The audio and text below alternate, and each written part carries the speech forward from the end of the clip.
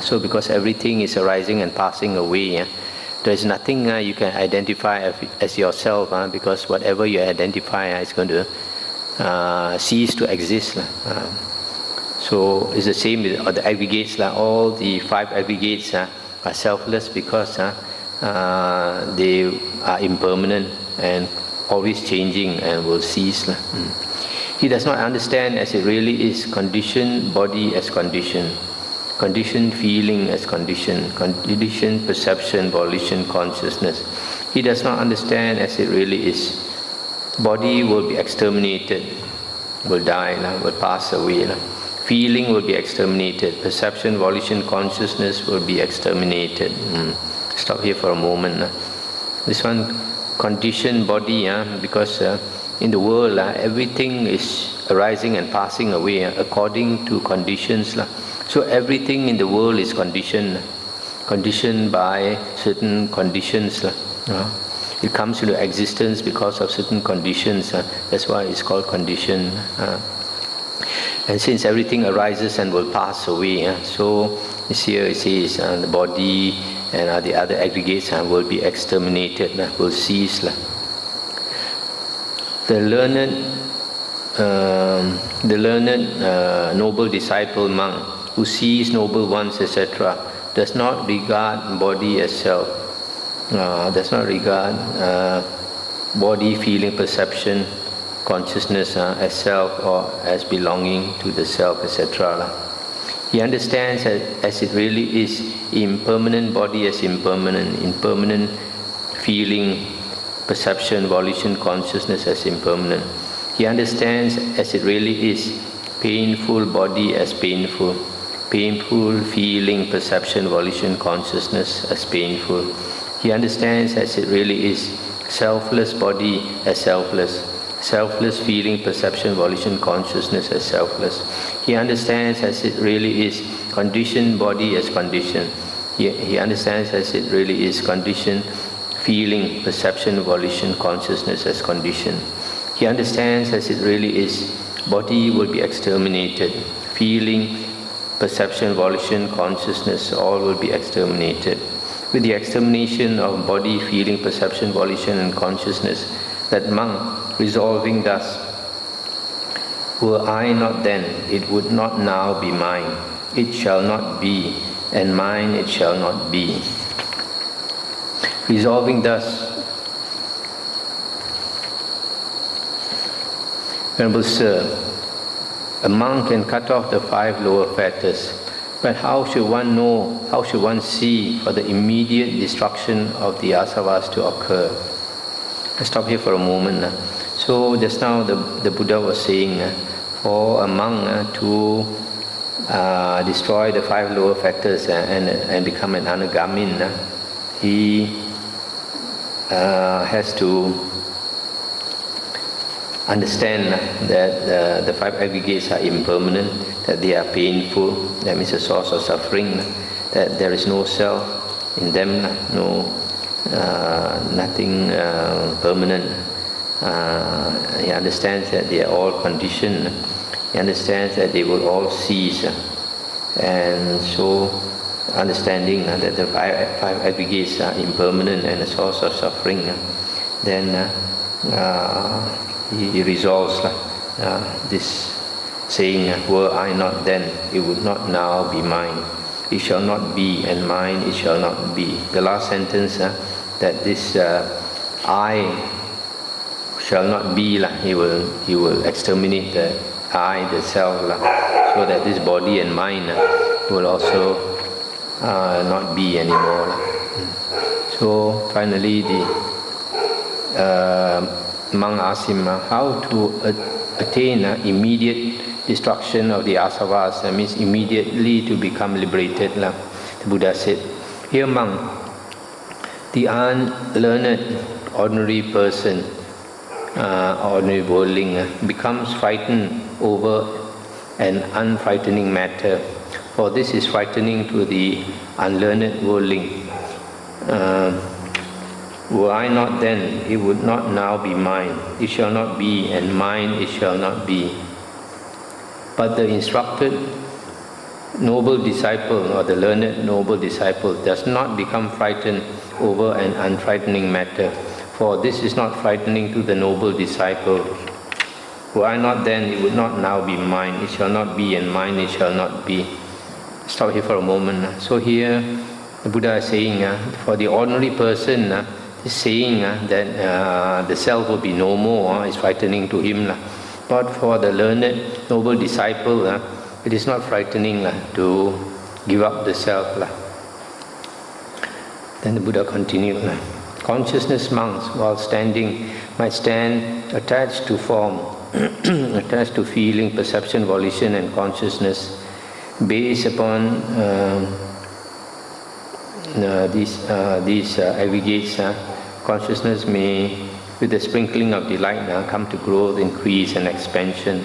Monk, though someone might say, apart from body, apart from feeling, perception, volition, I will make known the coming and going of consciousness, its passing away and rebirth, its growth, increase, and expansion. That is impossible. Monk, if a monk has abandoned lust for the body element, with the abandoning of lust the basis is cut off. There is no support for the establishing of consciousness. If he has abandoned lust for the feeling, perception, volition, consciousness element, with the abandoning of lust the basis is cut off. There is no support for the establishing of consciousness. When that consciousness is unestablished, not coming to growth, non-generative, it is liberated. By being liberated, it is steady. By being steady, it is content. By being content, he is not agitated. Being unagitated, he personally attains Nibbana. He understands, destroyed his birth, the holy life has been lived. What had to be done has been done. There is no more for the state of being. It is, monk, for one who knows thus, for one who sees thus, that the immediate destruction of the asavas occurs. So here the Buddha is saying that a monk abandons desire for the five aggregates, and then his consciousness does not become established, and then finally he attains liberation. Now we come to 22.57 at Savatthi. Monks, a monk who is skilled in 7 cases and a triple investigator is called in this Dhammavinaya a consummate one who has fully lived the holy life, the highest kind of person. And how, monks, is a monk skilled in 7 cases? Here, monks, a monk understands body, its origin, its cessation, and the way leading to its cessation. He understands the gratification, the danger, and the escape in the case of body. He understands feeling, perception, volition, consciousness, their origin, cessation, and the way leading to cessation. He understands the gratification, danger, and escape in the case of the aggregates. Let's stop here for a moment.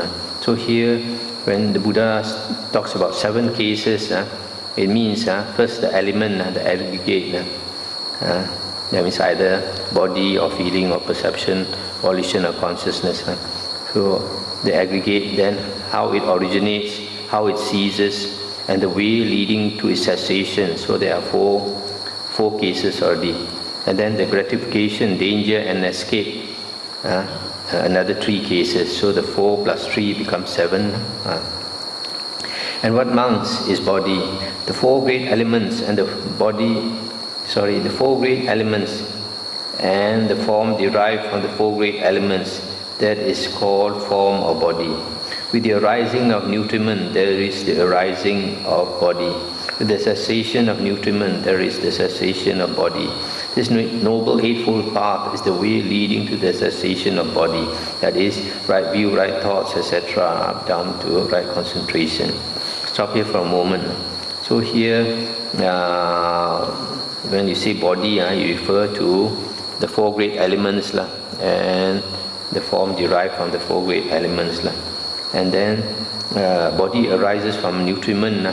When there is a nutriment for the body, the body will arise. And then when there is no nutriment, then the body will cease. But that is temporary ceasing. Permanent ceasing is the Noble Eightfold Path leading to the permanent ceasing of body. The pleasure and joy that arise in dependence on body, that is the gratification in body. That body is impermanent, suffering and subject to change, is the danger in body. The removal and abandonment of desire and lust for body, this is the escape from body. Let's stop here for a moment. Here, as we discussed 1 or 2 nights ago, gratification in body is the joy, the pleasure you get from seeing the body. For example, seeing a 16-year-old girl at the height of her beauty. And then the danger in body is that it is impermanent and it is suffering. How? As I quoted in the Suttas, the Buddha said, imagine the beautiful 16-year-old girl. After some time, when she becomes sick, then she lies on the bed, cannot move, cannot get up from the bed, and passing urine and shit on the bed, and she cannot help herself. Got to be lifted up by some, got to be fed by others, got to be bathed by others, and then looking so weak and all that. And then all the loveliness has disappeared. All the Buddha says, imagine when she's 80 or 90 or 100 years old, all the hair has turned white or bald, and the teeth has gone, and the skin is all wrinkled and blotchy, and she might be hunchback and walking with a stick, shivering, so weak. So that also, you see the danger, the Buddha says. And then finally, she will die and turn into a corpse, and the corpse will be smelly and bloated and blue-black and oozing liquid from the 9 openings. So that is the danger in the body. And then the escape is to remove desire and lust for the body. That is the escape from having a body again. Buddha continued.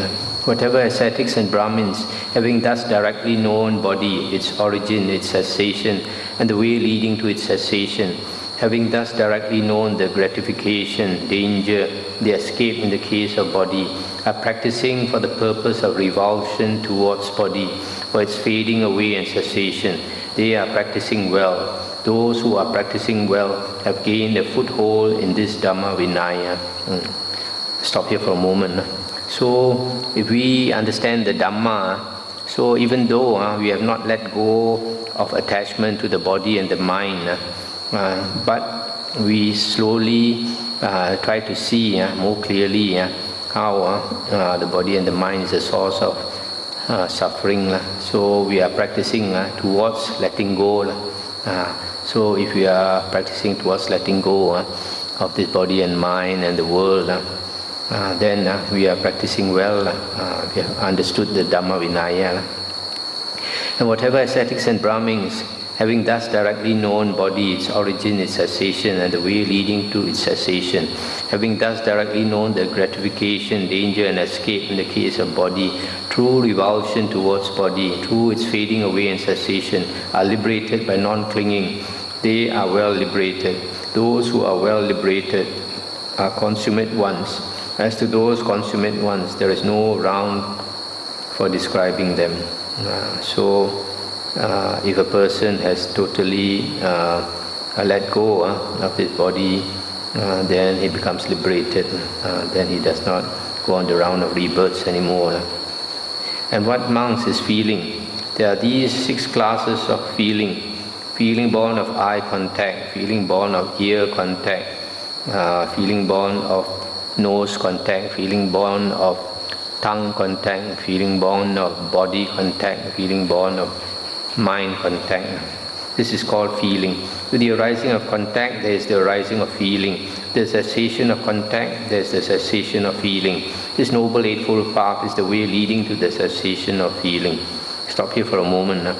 So feeling arises because of contact at the 6 sense doors.